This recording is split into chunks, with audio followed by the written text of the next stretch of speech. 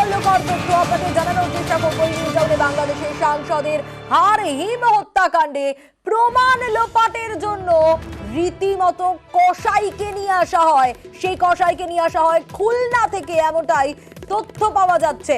শুধু তাই নয়, খুনের 2 মাস আগেই এই কসাইকে নিয়ে আসা হয়। অমিত আমাদের প্রতিনিধি রয়েছেন আমাদের সঙ্গে। অমিত, এ তো আরো চাঞ্চল্যকর তথ্য, যেখানে 2 মাস আগে এই কসাইকে নিয়ে আসা হয় খুলনা থেকে, রীতিমতো এই কসাইকে নিয়ে আসা হয়েছে। একেবারেই দেখো, আমরা যেটা সিআইডি সূত্র থেকে জানতে পারছি যে জিহাদ বলে যাকে আনা হয়েছিল সে হচ্ছে পেশায় কসাই, এবং সে পুরোপুরি খুন করা এবং খুনের পর দেহগুলি টুকরো টুকরো করে কাটা, এই পুরো বিষয়টা কিন্তু জিহাদ করেছে এমনটা কিন্তু তথ্য প্রমাণ উঠে এসছে। এবং ঘটনার সঙ্গে জিহাদ ছাড়া আরো 4 জন ছিল এমনটা কিন্তু সিআইডি সূত্র থেকে দাবি করা হচ্ছে। ইতিমধ্যে কারোকে প্রথমে আটক করা হয়েছিল এবং দীর্ঘ জিজ্ঞাসাবাদ করার পরে সে খুনের বিষয়টি অ্যাডমিট করেছে। শুধু তাই নয়, দেহ লোপাট করার জন্য টুকরো টুকরো করে কাটা এবং সেটিকে পলি ব্যাগের মধ্যে প্যাক করা, এবং পরবর্তী সময়ে যারা খুনের সঙ্গে যুক্ত ছিলেন তারা প্রত্যেকে মিলে কলকাতার আশেপাশে বিভিন্ন অঞ্চলে সে দেহাংশগুলি ছেড়ে দিয়েছে, এমনটা তারা কিন্তু এখনো পর্যন্ত সিআইডি কর্তাদের কাছে দাবি করেছেন এই জিহাদ। অন্যদিকে বাংলাদেশের যে 3 জন গ্রেপ্তার হয়েছে তাদের যে ইন্টারোগেশন রিপোর্ট, সেখানেও কিন্তু একই তথ্য উঠে এসছে, এবং সেই তথ্যকে সামনে রেখে কিন্তু জিহাদকে লাগাতার জেরা করা হয়। এবং তারপরে জিহাদ একটা সময়ের পর কিন্তু ব্রেক করে, অর্থাৎ সে খুনের কথা অ্যাডমিট করেছে এমনটা কিন্তু সিআইডি সূত্রকে বলা হচ্ছে। সেক্ষেত্রে কিন্তু এখনো পর্যন্ত দেহাংশগুলি পাওয়া যায়নি। সেক্ষেত্রে আজকে বারাসাত আদালতে জিহাদকে পেশ করা হবে এবং নিজেদের হেফাজতে নিয়ে দেহাংশগুলি কোথায় ফেলা হয়েছিল এই প্রক্রিয়া চালানো হবে, এমনটা কিন্তু সিআইডি সূত্রে বলা যাচ্ছে। এছাড়া এই জিহাদকে কিন্তু আখতারুজ্জামান, যিনি হচ্ছে খুনের মাস্টার মাইন্ড, যিনি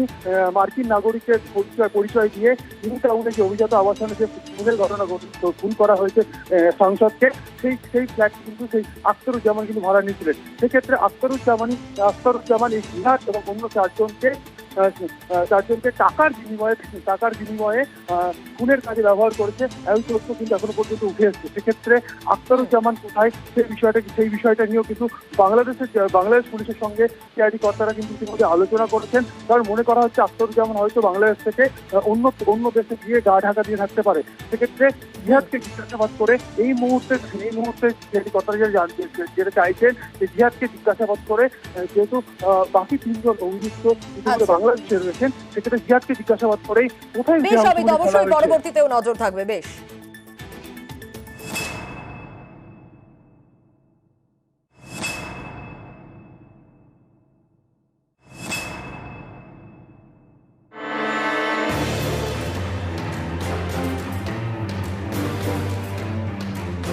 নিউটাউনে খুন বাংলাদেশের এমপি আনোয়ার উল আজিম আনার, হারহিম করা হত্যাকাণ্ড, নৃশংসভাবে খুন। সূত্রের খবর, তদন্তকারীরা জানতে পেরেছেন নিউটাউনের ফ্ল্যাটের বেডরুমে প্রথমে শ্বাসরোধ করে সাংসদকে খুন করা হয়।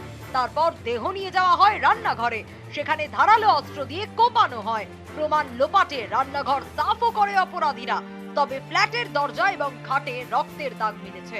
উদ্ধার হয়েছে গ্লাভস। দেহ টুকরো টুকরো করে ব্যাগে ভরে 3 দিন ধরে সরানো হয়। এই হত্যাকাণ্ডটা আসলে তাদের দীর্ঘদিনের একটা পরিকল্পিত প্ল্যানের একটা অংশ। উদ্দেশ্যটা ছিল যে মানে এমনভাবে গুম করা হবে তাকে যেন কেউ কোনোদিন তার অস্তিত্ব না পায়। তদন্তকারীরা মনে করছেন অ্যাপ ক্যাবে করেই দেহাংশ পাচার করা হয়। সেই গাড়ির খোঁজও মিলেছে বলে পুলিশ সূত্রে দাবি। চালক জুবেরকে পাকড়াও করেছে সিআইডি। পুলিশের দাবি, খুনের সময় নিউটাউনের ফ্ল্যাটে মোট 7 জন ছিল। দেহ কাটার জন্য সিয়াম নামে এক যুবককে নিয়ে আসে গাড়ি চালক জুবের। সিয়ামের খোঁজ চালাচ্ছে পুলিশ। তদন্তকারীরা জানতে পেরেছেন কলকাতায় বসেই বাংলাদেশের এমপিকে খুনের ছক কষা হয়। এয়ারপোর্টের কাছে ভিআইপি রোডের ধারে এই হোটেল, এখানে বসেই খুনের ছক কষে অপরাধীরা। এই ঘটনায় বাংলাদেশ থেকে 3 জনকে গ্রেপ্তার করেছে পুলিশ। এদের মধ্যে 2 জন ফয়সাল এবং মুস্তাফিজুর কলকাতার সদর স্ট্রিটের হোটেলে ছিল। গত 2রা মে থেকে টানা 11 দিন, 13ই মে এমপি খুনের দিন তারা হোটেল ছাড়ে। এই হোটেলের সিসি ক্যামেরার ফুটেজও খতিয়ে দেখছে পুলিশ। পুলিশ সূত্রে খবর, বাংলাদেশের এমপিকে খুনের পর চিনার পার্কের হোটেলে ছিল অপরাধীরা 14ই মে থেকে 18ই মে পর্যন্ত। বৃহস্পতিবার সেই হোটেলে যায় বিধাননগর পুলিশ, সিসি ক্যামেরার ফুটেজ সংগ্রহ করে। নিউজ 18 বাংলা। আর এবার নজর রাখবো বিজেপি কর্মী খুনের ঘটনা, উত্তাল নন্দীগ্রাম, ভোটের আগে হাওয়া গরম।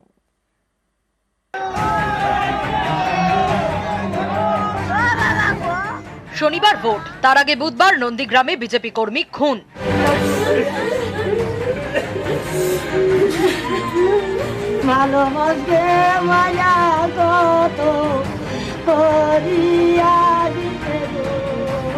মমতা ব্যানার্জির ভাইপোর উস্কানিতে খুন হয়েছে। উনি গতকাল বলে গেছিলেন সোনাচূড়া গোকুলনগর 80টি বুথে অনেকে ধমকাচ্ছেন, আমি তাদের সতর্ক করতে ফল ভালো হবে। সেখানে আদি বিজেপি বনাম নব্য বিজেপি, সেই জায়গায় সংঘাত তীব্র হয়ে রয়েছে। কিসের জন্য এই ঘটনা ঘটেছে সেটা খতিয়ে দেখা প্রয়োজন এবং পুলিশ প্রশাসন নিশ্চয়ই সেই তদন্ত করছে। বুধবার গভীর রাতে নন্দীগ্রামের সোনাচূড়ায় খুন হন স্থানীয় বিজেপি নেতার মা। যিনি খুন হয়েছেন তিনি নিজেও সক্রিয় বিজেপি কর্মী বলে পরিচিত। বিজেপির দাবি, বুধবারের ঘটনায় আহত হয়েছেন আরো কয়েকজন। এ নিয়ে প্রথমে সোশ্যাল মিডিয়ায় তোপ দাগেন নন্দীগ্রামের বিজেপি বিধায়ক ও বিরোধী দলনেতা শুভেন্দু অধিকারী। বৃহস্পতিবার বিকেলে তিনি আহতদের দেখতে নন্দীগ্রাম হাসপাতালে যান। সেখান থেকে বেরিয়ে সিবিআই তদন্তের দাবিতে সুর চড়ান। We want CBI investigation. CBI তদন্ত ছাড়া মমতা পুলিশ কিছু করবে নাকি? হাসপাতাল থেকে নন্দীগ্রাম থানায় ঢোকার মুখে কেন্দ্রীয় বাহিনীকে ধমক শুভেন্দু অধিকারীর। এই জোনের চার্জে আছে মিস্টার গ্রেওয়াল, সিআরপিএফ এর ডিআইজি, মিদনাপুর রেঞ্জ। আমি কথা বলবো, দে আর নট ইউজিং দিস। এই লোক কাশ্মীর में सीधा करके आया है ना टेररिस्ट को, সে কারণে কি এখানে বসিয়ে রাখার চেষ্টা করা হচ্ছে? हाँ यस। এরপর থানায় ঢুকে পুলিশকে হুঁশিয়ারি বিরোধী দলনেতা। এসসিদের খুন করছে তৃণমূলের গুন্ডারা। আপনি আল রাজির সঙ্গে আপনার আইসি মিটিং করছে এখানে শামসুলের সঙ্গে।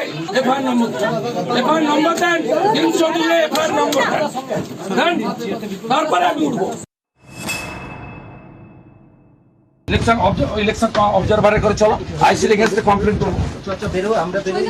আইসি কে এরপর প্রচার মঞ্চ থেকে সুর চড়ান শুভেন্দু অধিকারী। যদি কিছু না করেন আমি উচ্চ আদালতে যাব সিবিআই তদন্তের দাবিতে।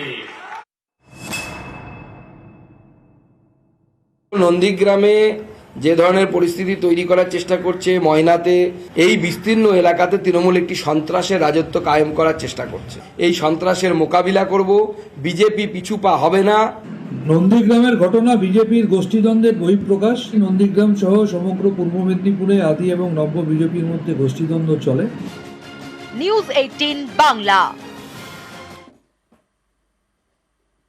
শুভেন্দুর নিশানায় দেব, ঘোষণা মতোই বৃহস্পতিবার দেবের বিরুদ্ধে সোশ্যাল মিডিয়ায় সরব শুভেন্দু অধিকারী। পাল্টা জবাব দিতে দেরি করেননি ঘাটালের তৃণমূল প্রার্থী দেব।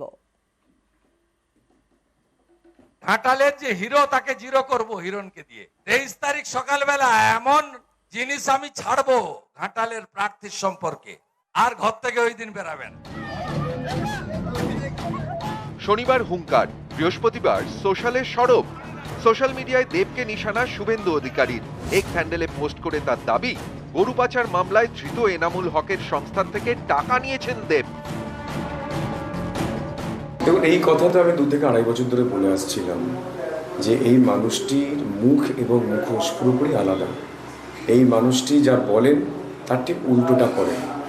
ইনি বলেছিলেন যে এনামুল হককে তিনি নাকি চেনেন না, এনামুল হক কে তিনি জানেন না, টাকা নেওয়া তো দূরের কথা। এবং আমাকে ওপেন চ্যালেঞ্জ করেছিলেন আপনাদের সবার সামনে যে যদি আমি প্রমাণ করতে পারি যে উনি টাকা নিয়েছেন এনামুল হকের কাছ থেকে, তাহলে উনি সিনেমা ছেড়ে দেবেন, আর যদি প্রমাণ করতে না পারি তাহলে আমাকে রাজনীতি ছাড়তে হবে। আজকে উনি বলুন উনি কি করবেন। পাল্টা জবাব দিতে দেরি করেননি দেব, সুর ছড়িয়েছেন সোশ্যাল মিডিয়ায়। শুভেন্দু এবং হিরণকে একযোগে নিশানা করেছেন। এক্স হ্যান্ডেলে হিরণের পোস্টারের ছবি দিয়ে লিখেছেন, ও শুভেন্দুদা, তুমি নাকি কোথায় মুখ্যমন্ত্রী হওয়ার স্বপ্ন দেখছো? হিরণের পাল্লায় পড়ে তোমাকে তো কাউন্সিলরে নামিয়ে দিচ্ছে। ভালোবাসি বলে বললাম, আমিও জানি তুমি আমাকে ভালোবাসো। আর রইল কথা গরু চুরির টাকা, তোমার কোলের ছেলে হিরো হিরণ, সেও পিন্টু মণ্ডলের থেকে টাকা নিয়েছেন। তাহলে উনিও কি গরু চোর? শুভেচ্ছা দুজনকেই। আরেকটা কথা, আমার ভদ্রতা কিন্তু আমার দুর্বলতা নয়। ভীষণ বোকা বোকা একটা পোস্ট। এই তথ্যগুলো শুধু ইডি, সিবিআই এবং হাইকোর্টের কাছে ছিল। এইটা শুভেন্দুদা কি করে পেল? আজ অব্দি চুপ ছিলাম গরু চুরি নিয়ে। আজ যেহেতু ডকুমেন্টস বেরিয়ে গেছে তো আমি বলতেই পারি। পিন্টু মণ্ডলের সাথে হিরো হিরণ আমাদের 2013, এই যে পেপারটা আছে আমার 2013 কাটিংটা, তাহলে তো উনিও গরু চোর, কারণ উনিও পিন্টু মণ্ডলের সঙ্গে কাজ করেছেন, পিন্টু মণ্ডলের সঙ্গে টাকা নিয়েছেন, তার মানে উনিও গরু চোর। এই মানুষটা কত বড় মিথ্যেবাদী, এই মানুষটা কত দুর্নীতিগ্রস্ত। আমরা পরিষ্কার দেখতে পাচ্ছি যে দেব ভেঞ্চার্স এন্টারটেনমেন্ট কি ভেঞ্চার্স প্রাইভেট লিমিটেড, সেখানে এনামুল হকের কোম্পানি আরণ্যক ট্রেডার্স থেকে 25 লাখ দুটো টাকা ঢুকেছে এবং এটা ওনার নিজের ব্যালেন্স শিট। এখানেই শেষ হয়নি। এরপর দেব নিজের এক্স হ্যান্ডেলে নিজের ব্যালেন্স শিট পোস্ট করেন, হিরণকে কটাক্ষও করেন। যে 50 লাখ টাকা দেখাচ্ছে একটা ট্রান্সফার হয়েছে, আমরা 8-9 মাসের মধ্যে সেই টাকাটা ওই আর্নক ট্রেডার্সকে আমরা ফেরত দিয়ে দিয়েছি। এত একটা হাওয়া গরম করা হলো 3 দিন ধরে, কি বিশাল কিছু আসবে এবং এই ধমকানো চমকানো ব্ল্যাকমেলিং এর যে রাজনীতি, আমার মনে হয় এটা দুঃখজনক। যে কারণে উনি বলছিলেন যে আমি তো টাকাটা ফেরত দিয়ে দিয়েছি, তারা টাকা নিয়েছিলেন, টাকা ফেরত দিয়েছেন। আর এতদিন ধরে বলছিলেন যে আপনি কাউকে চেনেন না। আর এনামুল যিনি আছেন এখন তিহার জেলে, তার ডায়েরির পাতা এগুলো, যে কবে কাকে কি দিয়েছে, কাকে মোবাইল দিয়েছে, যে কে সত্য কথা বলছিল, কে অধর্মের সঙ্গে আছে, এটা বাংলার মানুষের উপরে ছেড়ে দিলাম। নিউজ 18 বাংলা।